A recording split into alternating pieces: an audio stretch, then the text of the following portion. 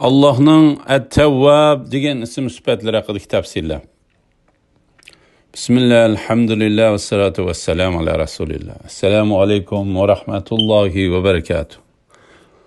Tövende diktanlağa Üstad Abduveli Qari Rahimullah'ın Kur'an ve sünnet nuru astida Allah Subhanahu ve Teala'nın güzel isim sifatlarının kısaca tefsirleri dersliklerinden Allah'ın Et-Tevvab degan isim sifatları haqidagi tafsirlarni o'qiymiz inshaalloh. Ba'da auzu billahi minashaytonirrojim. Allohning At-Tawwab degan isim sifatlari haqidagi tafsirlar. Allohning bu isim sifatlari Qur'onda 11 yerda tilga ilingan. Ya'ni sura Baqara 160-oyatida tarjimasi faqat tavba qilganlar amelini tüzetkenler, Yahudilarning Tevrat ahkamlarından yoşurganlarını bayan qilganlarla buningdan müstesna. Ana shularning tavbasini qabul qilaman. Men tavbani bek qabul qilguchidirman, eng mehribondurman. At-Tawwab bandalariga qatma-qat tavbalarni muyassar qilib, hamda shu tavbalarni qatma-qat qabul qilguchi zot demakdir. Allah Subhanahu va Taala tavbani muyassar qilib berib, o'zining mo'jizalarini ko'rsatish bilan, insonlarni ogohlantiruvchi narsalarni avatish bilan, ularni qo'rqitadigan balo va musibatlarni avatish bilan tavba sharoitini hazırlab berdi. Hatta ular özlerinin hatalarını agahlandırıcı nesile bilen bilgendiğin keyin tövbe kılıdı ve tövbege müracaat kılıdı da Allah ularning tövbelerini kabul kılıdı. Qaysi bir kişi özünün şahsiyetiga zarar qilgan kişinin özürisini kabul qilsa, dostlarının hatalıklarını keçirse, dostları bir neçe qitim hata qilgandan keyin özürlerini eğitip gelse, avvalki qilganlarini hesapqa almasdan qabul qilsa, Resulullah sallallahu aleyhi ve sellem'nin Allah'ның xulqi bilan xuluqlaninglar degan emriga itoat qilgan bandalar qatoridan o'rin olgan bo'ladi. Qur'on va hadislarda Allah Subhanahu va Taolaning bu ism sifatlariga aloqador tuvandagi mazmunlar tilga ilingan. Sura Furqon 68-69 ayetlarda tercümesi Ula Allah'a ikinci bir ma'budni şerik qilmaydi. Allah haram qilgan nahaq odam o'ltirish ishini qilmaydi. Zina qilmaydi. Kimiki bu gunohlarni qiladigan, oxiratda u jazoga uchraydi. Qiyomat kuni uningga hassilab azob qilindi. O mengü azap içinde harlangan halde kalıdı. Sure Furqan 70. ayetide tercümesi fakat ulanın içinden bu dünyadaki çığıda tövbe qilgan, iman etgan ve yaxşı emellerini qilganlarla bu halde kalmaydı. Allah ulanın günahlarını yaxşılıkka almıştırdı. Allah tolumu mağfiret kılgıcıdır ve merhamet kılgıçıdır. Hadislerden Peygamber aleyhissalatu vesselam mundaktaydı. Ey insanlar! Allah'a hakiki tevbe kılınlar. Men bir günde Allah'a 100 qitim tevbe kılıman. Müslim 7034. numaralı hadis.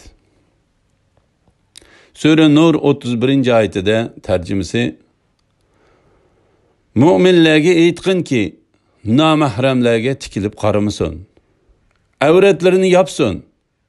Taşqi zinnetlerden başka zinnetlerini aşkarlamasın. Liçekleri bilen kökreklerini yapsın.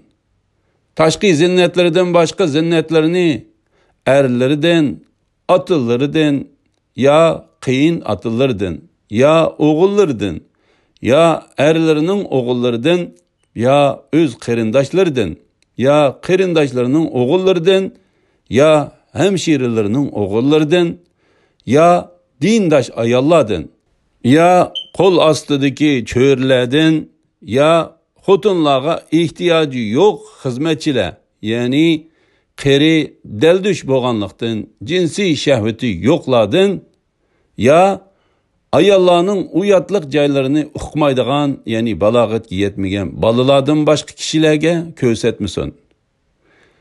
Zinnatlarini kishilarga bildirish uchun oyoqlarini yerga urmasin.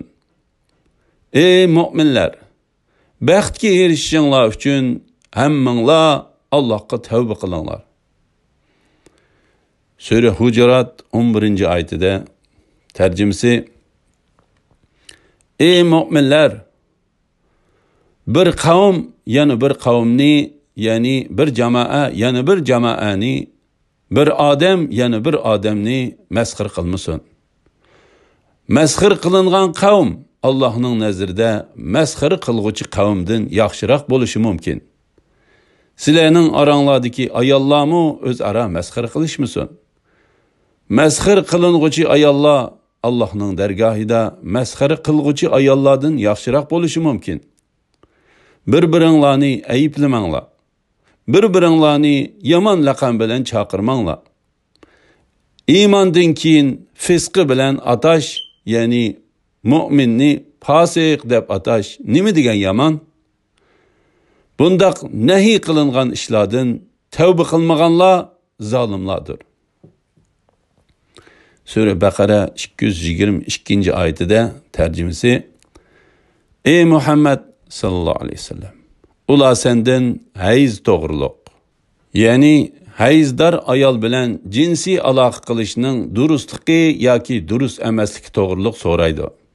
Aytqinki, hayz ziyonliqdir, ya'ni hayz mezgilida jinsiy aloqa qilish xotin har ikkisiga ziyonliqdir.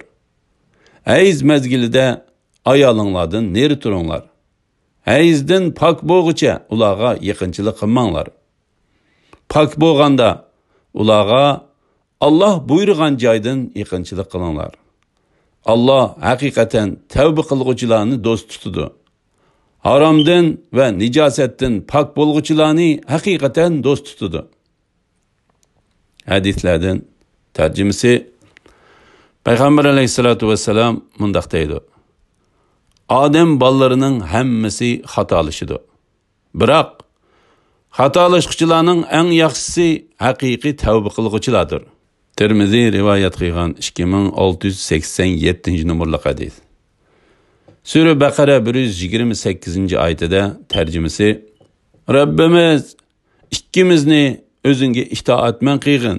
Bizning avlodlarimizdanmi o'zingga itoatman ummat chiqargin.